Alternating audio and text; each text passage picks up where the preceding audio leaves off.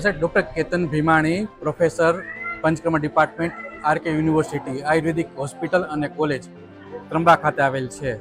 અમે લોકો આજે 5 એપ્રિલ અહીં અમે Ganesh play house model school આવેલ છે રૈયા રોડ ઉપર ત્યાં આવેલા છીએ। અમારી સાથે ડૉક્ટર વિનીતા મેડમ પણ છે કાય ચિકિત્સા તરફથી, સાથે મેડિસિન્સ ડિપાર્ટમેન્ટ છે અને ઇન્ટર્ન સ્ટુડન્ટ્સ આવેલા છે કે જે લોકો આજે બાળકો માટે માર્ગદર્શન તથા વૃદ્ધ વડીલ લોકો માટે ફ્રી નિદાન ચેકઅપ અને સારવારનું કેમ્પ અહીંયા રાખેલ છે।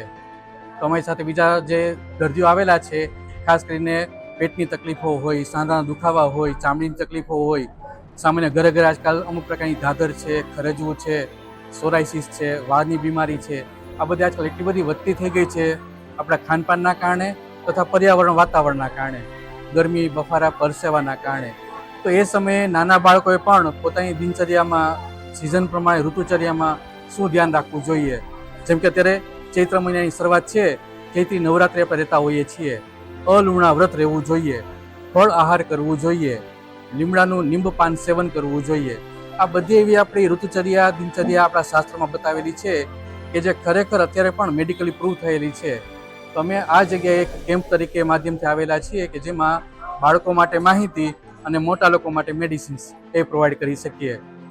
આયુર્વેદ હોસ્પિટલ ત્રંબા ખાતે આવેલ છે, જ્યાં 100 બેડની સુવિધા સાથેની હોસ્પિટલ, નાના મોટા ઓપરેશનથી માંડીને હરસમસાની સારવાર, શિરોધારા, નસ્યકર્મ, જાનુબસ્તી, કટિબસ્તી, અભ્યંગકર્મ, સ્વેદનકર્મ, આ પ્રકારની અલગ અલગ પંચકર્મની ટ્રીટમેન્ટ્સ, સ્ત્રીરોગ વિભાગ, બાળરોગ વિભાગ, નાના બાળકો માટે સુવર્ણપ્રાશન, માસાનુમાસિક ક્રમ, 9 મહિના દરમિયાન આપણા શરીરમાં ગર્ભનું નિર્માણ કઈ રીતે થતું હોય છે, એ ગર્ભનો વિકાસ કઈ રીતે બનતો હોય છે, એ સમયે આપણા શરીરને આપણા સ્વભાવ તરફથી શું મળવું જોઈએ, એ પ્રકારે ગર્ભ સંસ્કાર, આખું પ્રોટોકોલ, આખું આયોજન ત્યાં આરકે યુનિવર્સિટી આયુર્વેદિક કોલેજ અને હોસ્પિટલ સાથે જોડાયેલ વિભાગમાં થતું હોય છે। લોકોનો ખૂબ લાભ લેતા હોય છે।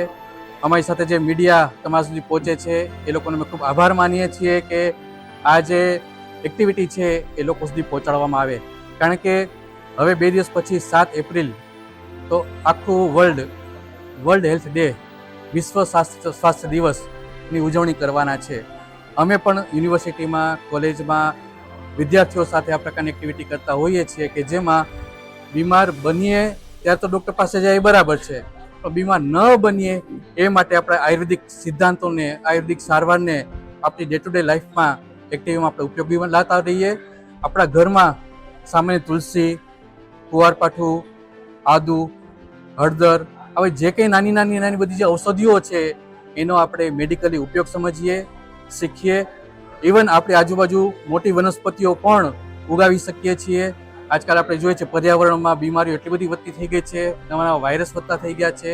તો એ બધામાં પ્રશાસન, આયુષ મંત્રાલય તો બરાબર, પણ વ્યક્તિગત આપણે ખુદ પોતે પણ દરેક લોકોએ સજાગ થવું પડશે, સજાગ બનવું પડશે અને આપણી આજુબાજુનું પર્યાવરણ પણ સારું રહી શકે, શુદ્ધ રહી શકે એ માટે આ બધી વનસ્પતિનો ઉછેર કરવો પડશે। તો મિત્રો, 7 એપ્રિલ વિશ્વ સ્વાસ્થ્ય દિવસમાં એક મેસેજ આપવા માગું છું। જ્યારે પણ તકલીફ પડે તો આયુર્વેદ, આપણા ઘરગથ્થા ઉપચારો, આપણી 2500 વર્ષ જૂની સંસ્કૃતિ, પદ્ધતિ અને અપડેટેડ સાયન્સ, જૂના સિદ્ધાંતોને નવા મોડમાં તમારા સુધી પહોંચાડવા માટે પૂરો પ્રયત્ન કરીએ છીએ। તમે એનો ઉપયોગ કરી શકો છો।